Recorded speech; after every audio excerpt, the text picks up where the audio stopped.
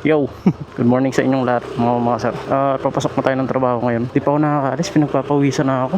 At sana bukas hindi na mag-uulan dahil ilang linggo na sunod-sunod na nag-uulan. Kaya nabulilyaso yung mga lakad namin. Pero wala na, hindi na ako makakapaghintay mga sir. Kaya bukas, rain or shine, tutuloy na kami sa lakad namin. Ang problema lang, hindi ko alam kung makakasama pa yung kasama ko. Baka ang ending natin eto, mag-solo ride tayo bukas. Bili tayo pandesal. Teka lang. Bay, meron pa? Oo, kasi nandun yung mga equipment namin. Bay, lamat ha. Yeah, larga na tayo. Let's go. Mukhang tag-ulan na talaga. Ang dilim ng kaulapan eh. Ay naku po. Pero yun nga, rain or shine, tutuloy tayo sa lakad natin bukas. Wala na, hindi na ako makakapaghintay. Sarap! Ang hangin! I love it. Ang init kanina kasi syempre walang hangin-hangin. Ayun, sarap ng hangin. Oh. Close visor tayo. Gago!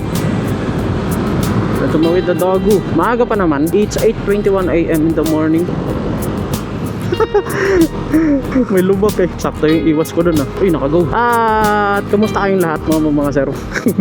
Good morning ulit. At ngayong araw mga sir, gusto ko samantalahin itong pagkakataon na to para makapagpasalamat sa inyo. Dahil naka 7,000 subscribers na tayo sa ating YouTube channel. At napakalaking achievements noon syempre. At katunayan yan mga sir, matagal tayong nawala sa pag-vlog. Halos 3 years mahigit tayong nawala sa pag-vlog. Well, na-mention ko naman na, di ba? Dahil nga may mga personal na pagsubok tayong pinagdaraanan. Siyempre, kailangan muna natin unahin talaga. Basa. Let's go, unloading mo. Ganda rin ang kalsada dito eh. Naka-asphalto na. Inayos na nila. Yun o, naka-aerox vidrio si Lodi o. SP.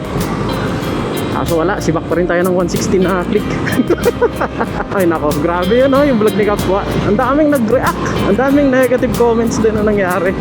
Well, alam niyo mga sir, maganda naman ang intention ni Kapwa dun sa vlog niya na yun. Kung iintindihin niyo mabuti, mga sir. Kasi sa vlog na yun, mga sir, tinutulungan niya lang naman kayo makapag-decide. Well, kung ano talaga yung papasok dun sa karakteristik niyo or sa reference niyo, mga sir. Bawat isa sa atin may mga kanya-kanya tayong reference pagdating sa ganyang bagay, di ba?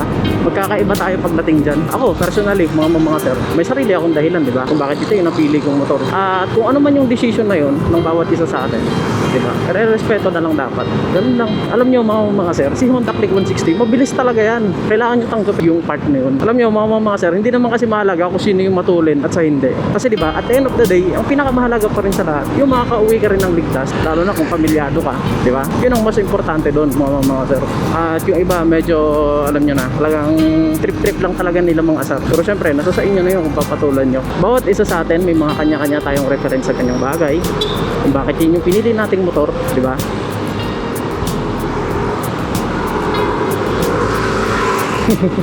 Diba? Ganun lang, chill, diba? Sabi sa inyo eh. Bigayan, respect, yan, napakahalaga niyan mga sir. Kung isipin nyo naman kasi, diba? Hindi lang naman Honda Click 160 ang pinakamatulin. Ang daming matutulin na motor, mga sir. Pero ang tanong ko sa inyo, yun ba yung mahalaga? Yun ba yung dahilan kung bakit binili mo yung motor mo na yan? Ako kasi, hindi yun yung mga rason ko. Tapos na ako sa era na pabilisan mga sir. Nasa era na ako ngayon ng buhay ko na kung saan. Ini-enjoy ko na lang yung mga nangyayari sa buhay ko. Mas mahalaga sa akin ang peace of mind. At diba, yun naman ang mahalaga talaga. Kung tatanungin nyo ako mga sir, para sa akin, ang pinakamahalaga sa lahat, kung ano talaga yung gusto mong motor, kung ano yung nagpapasaya sa puso mo. So, para sa akin, yun talaga yung pinaka-importante doon. Kaya kung ang gamit-gamit mong motor, hindi mo naman talaga gusto yan, ganun din, hindi ka pa rin masaya. Iba kasi yung feeling na kapag yung gamit mong motor, yun talagang gusto mo, yung nagpapasaya sa'yo. Kumbaga yung kilig na hinahanap mo sa isang motor, yun nandun siya. Yun ang tunay na kaligayahan, mga sir. At sana ma-appreciate nyo yung bagay na yun. Kasi again, mga sir, bawat motor may mga kanya-kanyang katangian yan. Yun no. Yung mga brandong motor na yan, si Honda. Hindi lang si Honda pati yung ibang mga brandong motor. Para sa akin mga sir, lahat yan magaganda. Mga kanya-kanyang katangian yan, kagaya ng sinasabi ko nga kanina pa. Syempre, kung ano yung papasok dun sa taste mo, yun yung mas maganda ron. Yun ang mas mainam. Lawakan yung, ano nyo yun, yung pag-unawa nyo sa mga bagay-bagay. Hindi nyo kailangan magtalo-talo mga sir. Isa lang mahalaga, makauwi tayo lahat ng ligtas. Tandaan nyo yan. Tatawa lang ako sa iba talaga eh. Grabe, siniseryoso nila masyado. Si Kapwa nga eh, diba? Chill-chill lang eh. Sana ganun din kayo. Ganun talaga ang buhay mga sir. Merong mas mabilis, tandaan yan. Merong mas bibilis pa rin. rin. Kung gaano ka nakabilis, meron pa rin mas bibilis sa'yo. Acceptance ang kailangan, mga sir. Yun lang. At siguro, mga sir, kung hindi lumabas ito si Aerox B3, 100% malamang sa malamang talaga naka Honda ADV tayo ngayon. Dahil isa yan sa gustong gusto kong motor, dahil pang adventure talaga siya. Ako, mga sir, na-enjoy ko ng gusto yung motor na to. Tsaka malaking upgrade sa akin to eh. Kasi syempre, nanggaling tayo sa MIUI 125. At yung MIUI 125 natin noon, halos 8 years natin siyang gamit-gamit. At alam nyo ba, mga sir, masaya naman ako. Kasi nung unang kita ko sa motor na yun, sabi ko, ito talaga gusto ko eh. Tapos nung dumating yung Aerox, sabi ko, balang araw, ito naman. Di ba? Nangyayari. Walang masamang pangarap, mga sir. As long as yung mga bagay na ginagawa mo, nasa tama. Soro po! Hi! Woo! Thanks po pag-aad. Salamat sa mga blessings mo.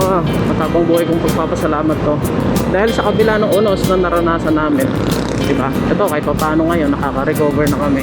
Higit sa lahat yung anak ko, maganda na rin yung condition nila. Nagkakasakit man pero ayun, kumbaga yung gamutan nila nagagawa na sa bahay na lang. Hindi na kailangan ma-admit at napakalaking improvement ton. Masailan kasi yung anak namin mga sir, lalo yung premature namin. Mahina kasi yung bagan nun eh. Punso namin, ganoon din, medyo sakitin din. Kumbaga kung tatanungin nyo ako mga sir, sobrang ano sila, hawain. For example, merong inuubo sa inyo na isa lang. Kinabukasan, mapapansin nyo, inuubo na rin siya. Ganon kaselan yung anak ko. Dalawa lang naman sila na medyo maselan.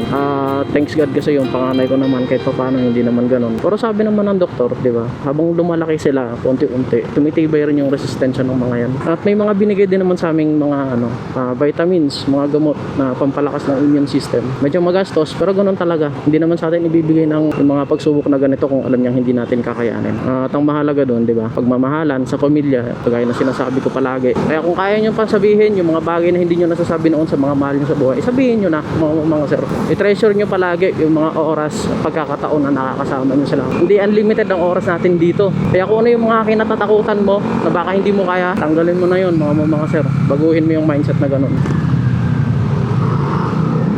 Ikaw lang naglilimita sa sarili mo, mga sir. Siguro ganun talaga yung nagagawa ng mga bata, no? Pag nagkaroon ka na ng anak. Kasi imagine niyo, noon mga sir, nung wala pa akong anak, ano lang din naman ako mga sir, happy go lucky, ganun. Pero alam niyo yun, simula nung nagkaroon tayo ng mga bulinggits, parang nagkaroon ako ng reason kung bakit, diba? Kailangan ko pang mas mangarap ng mas malaki, at kung bakit kailangan ko pang mas matuto, kailangan ko i-explore yung mga bagay na kinatatakutan ko, diba? Nagkaroon ako ng mga ganung simula nung nagkaanak ako. Siguro ganun talaga yung nagagawa ng mga bata, no? Kapangyarihan. Hindi mo mapapaliwanag talaga. Meron akong hindi makalimutan na sinabi ng pare noon mga sir. Nung nasa misa kami, sinabi ng pare na ang bata o si Santo Niño daw, merong mga kapangyarihan. At yung kapangyarihan na yun, yung pagmamahal. Yung minsan nagugulat na tayo na kahit sinabi natin na wag yan, bawal yan, pero hindi natin namamalayan, napapasunod pa rin nila tayo. Yun yung pinupunto ng pare doon mga sir, na kapangyarihan ng bata na kaya kang pasundin dahil sa pagmamahal.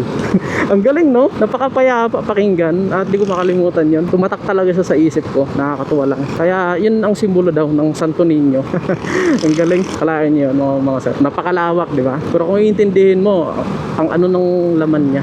At yan, ganun ang buhay natin mga sir, di ba? Ang mahalaga kung paano mo ginagampanan yung mga responsibility mo sa araw-araw, sa pamilya mo. Huwag mo lilimitahan ang sarili mo mga sir. Dahil yung takot mo na yan na baka hindi mo kaya, as long as nasa tama lang at legal naman yung mga ginagawa mo na yan, huwag kang matakot mga sir. Kasi nasa isip mo lang yung takot na yun. At ako tapos na ako sa ganung pag-iisip. Kailangan mo lang baguhin yung mindset mo para makita mo yung resulta. At syempre, kailangan maging consistent ka sa mga ginagawa mo.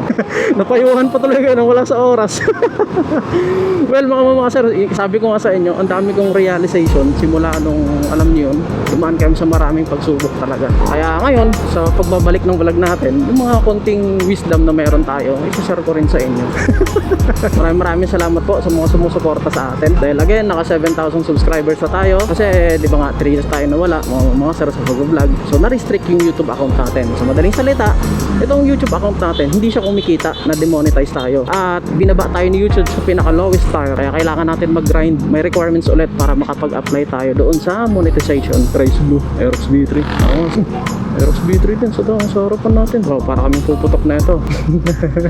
Kaya sobrang challenging ng ng pagbabalik natin ngayon mga sir. Kasi yung mga alam niyo yung mga content na ginagawa natin ngayon, So, hindi siya nire-recommend ni YouTube kasi nga mas prioritize niya talaga yung mga YouTube account na syempre yung mga active. Kahit na yung mga YouTube account na bagong gawa, basta active yan, yun ang prioritize ni YouTube na i-recommend. Kung ibig kong sabihin doon, yung nakikita yung mga video na nagpa-pram pagka nanonood kayo ng video pagkatapos na, yun yung tinutukoy ko ron. Pero ngayon, kahit paano naman, lumalabas na yun sa atin dahil malaking bagay na yung isang video natin nakahakot ng 20k views. At kahit paano ngayon, unti-unti naman, nire-recommend na rin naman ni YouTube yung mga ibang videos natin. So, ganun talaga kasi yung analytic nila, mga sir. Kailangan nyo lang din maintindihan. Kailangan nyo ayusin yung hashtag, yung tag, yung thumbnails, yun yung mga kailangan nyong maayos doon. Para kahit paano naman, pag naligaw yung video nyo doon sa mga potential viewer, di ba? Ma-curious sila kung ano yung content nyo at maklik naman nila kahit paano. Kaya again, mga sir, doon sa mga nanonood ng content natin, lalong-lalo na pag tinatapos nyo, malaking bagay sa akin yun. Na-appreciate ko yung gusto. At as long as na meron kayong katanungan at kaya naman natin sagutin yan, syempre sasagutin natin.